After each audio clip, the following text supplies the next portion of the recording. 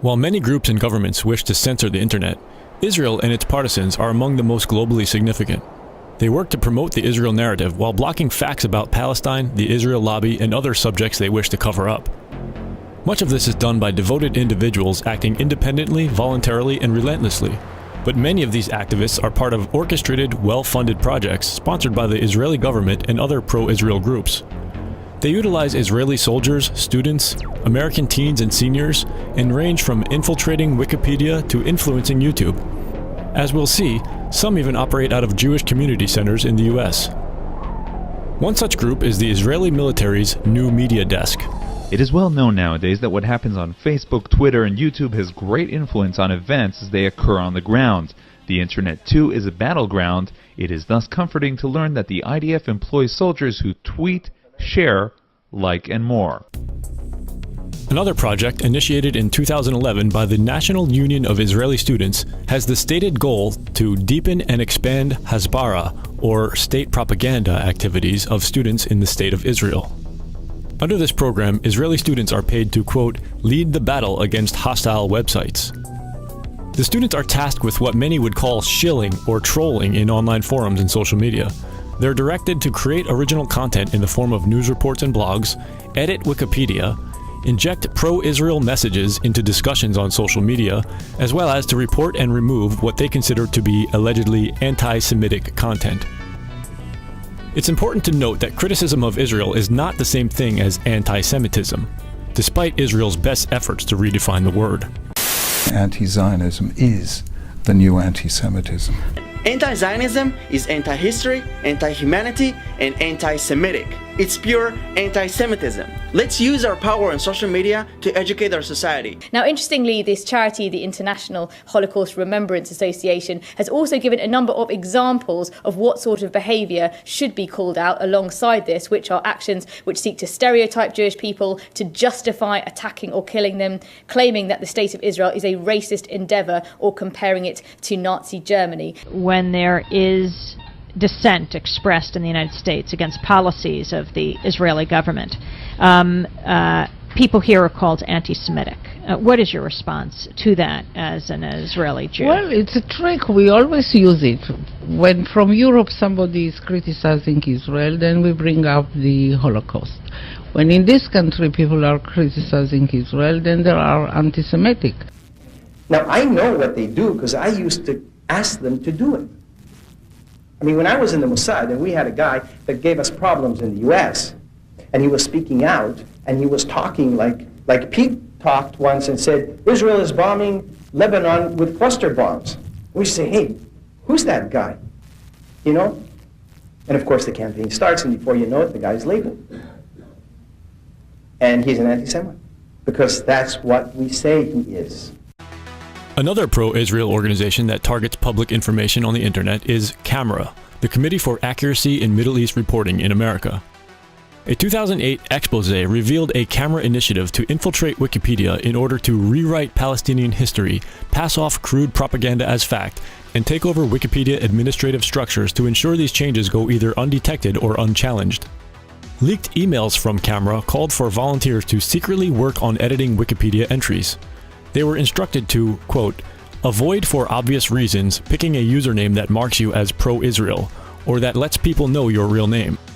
The emails emphasized that volunteers were to avoid editing Israel-related articles for a short period of time after signing up as editors to avoid arousing suspicion, and to always log in, because if you make changes while not logged in, Wikipedia will record your computer's IP address.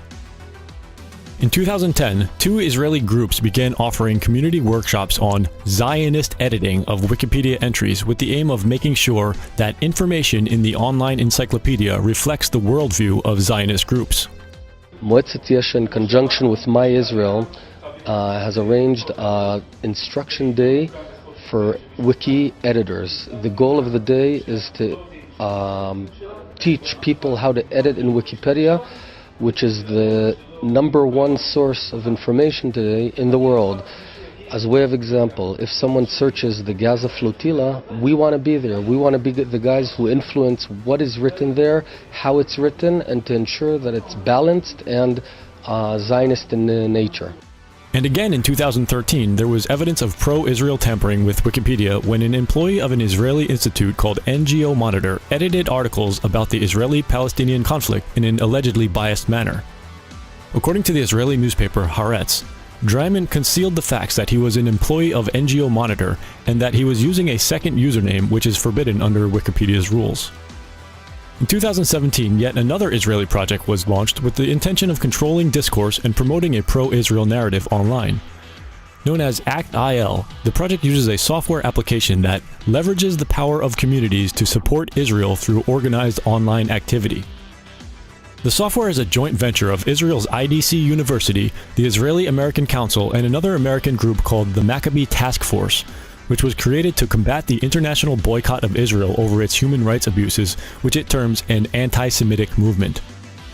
The project is also supported by Israel's Strategic Affairs Ministry and Israel's intelligence community. Its CEO is an 8-year veteran of Israeli Army intelligence named Yarden Ben Yosef. Israeli media Ynet News reports that the Israeli military has begun scouring Jewish communities abroad for young computer prodigies to recruit for its ranks. In Operations Pillar of Defense and Protective Edge, we set up the first advocacy situation rooms here at IDC. We operated together with hundreds of volunteers who work around the clock for Israel on social media networks. Through the operations, we realized that when many people work together, it is effective. This understanding led IAC and IDC to partner and found ACT-IL, the online community for Israel. Jewish news site The Forward calls ACT-IL a new entry into the online propaganda war that has thousands of mostly US-based volunteers who can be directed from Israel into a social media swarm.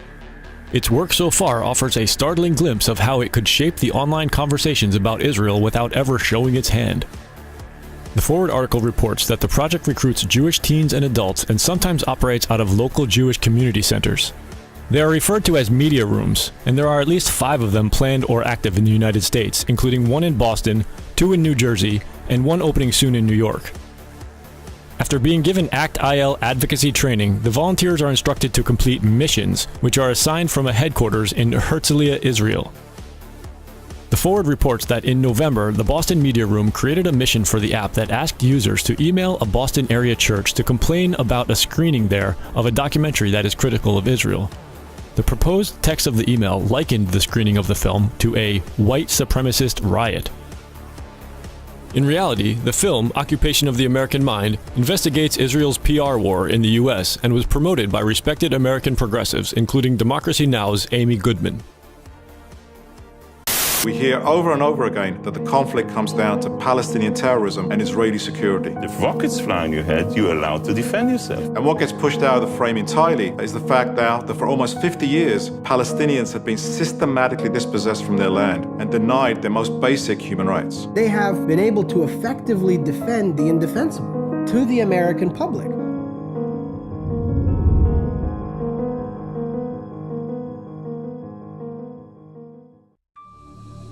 The Israeli government is involved in numerous internet projects. Director General of Israel's Ministry of Strategic Affairs, Sima Vaknin-Gil, told a forum of Israeli tech developers to flood the internet with pro-Israel propaganda. When she was Israel's chief censor, she said, "We censor information that is critical to our enemies, who have no capabilities like us, do not have a Jewish brain, and therefore our enemy relies to a large extent on open information." Her ministry has a budget of roughly $70 million to fight what it calls a war on consciousness terrorism. To win it, she said, Israel must use tricks and craftiness. Another Israeli entity that plays a role in covert internet activity is the Israeli military's legendary high-tech spy branch, Unit 8200. This unit is composed of thousands of cyber warriors, primarily 18 to 21 years of age, some even younger. An article in the Jewish press reports that Unit 8200 has developed a great reputation for effectiveness in intelligence gathering, including operating a massive global spy network. Numerous Israeli tech companies, many of them headed by former military intelligence officers, assist in these online spying efforts, sometimes receiving Israeli government funding for digital initiatives aimed at gathering intelligence on activist groups and countering their efforts. To be clear, this is all part of an effort by an occupying government and its military working covertly to achieve censorship of reporting on its atrocities.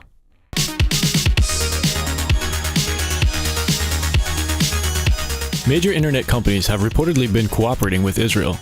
In 2015, Israel's deputy foreign minister visited Silicon Valley and met with YouTube's CEO and Google's director of public policy. Afterwards, Israeli media reported that it was agreed that the companies would strengthen ties with the foreign ministry and build a regular mechanism of control to prevent the distribution of these incendiary materials on the network. Google is not the only tech company with close ties to Israel. For example, Facebook's head of policy in Israel, Jordana Cutler, had previously been employed for many years by the Israeli government. In 2016, Fortune magazine reported that Facebook, Google, and YouTube are complying with up to 95% of Israeli requests to delete content that the government says incites Palestinian violence. Among other things, Google said it would increase the number of members of its Trusted Flagger program, which enables certain organizations and government agencies to report content. It also said it would increase support for NGOs and organizations working to present a corrective voice. One such trusted flagger is the Anti-Defamation League, commonly known as the ADL, whose mission includes standing up for Israel. The ADL considers criticism of Israel to be anti-Semitism. The ADL has created something it calls the Online Hate Index, aimed at recognizing what it considers hate speech and targeting it for censorship. By combining artificial intelligence and machine learning with social science, the Online Hate Index will ultimately uncover and identify trends and patterns in hate speech across different platforms. A leaked secret January 2017 ADL strategy paper detailed how to counter the pro-Palestine movement. Among its many strategies were some focused on the importance of efforts in cyberspace. The paper called for a mix of policy advocacy and industry engagement with corporations such as Google, Facebook, and Twitter in a manner consistent with the ADL Center for Technology and Society and its Anti-Cyber Hate Working Group. The detailed 32-page document reported that in recent years, a massive investment of resources and talent had been directed against the pro-Palestine movement. One of the results, the paper said, was to create a worldwide pro-Israel network. It was this network that the report sought to mobilize.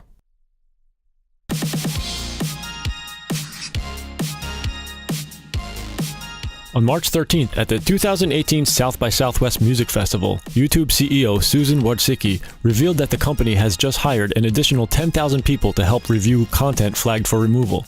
She also talked about a new feature that will soon be added to the platform. When there are videos that are focused around something that's a conspiracy, and we're using a list of well-known internet conspiracies from Wikipedia that we will show as a companion unit next to the video information from Wikipedia showing that here is information from Wikipedia about this event. So YouTube will be sending people to text. We will be providing a companion union of text. Considering what we now know about the efforts of the Israeli government and pro-Israel organizations to edit Wikipedia and essentially rewrite history in their favor, can we expect this kind of companion unit to show up next to our videos? Will our channel be taken down again like it was recently for 5 days? Only time will tell. With so many people working to keep this kind of information from getting out, we never know when we'll be censored again. If you'd like to be notified when we publish new content, please sign up for our mailing list and subscribe to us on BitChute, DTube, or any of the other platforms listed in the description below. And if you find our videos and articles informative, please consider making a donation to help us continue this important work.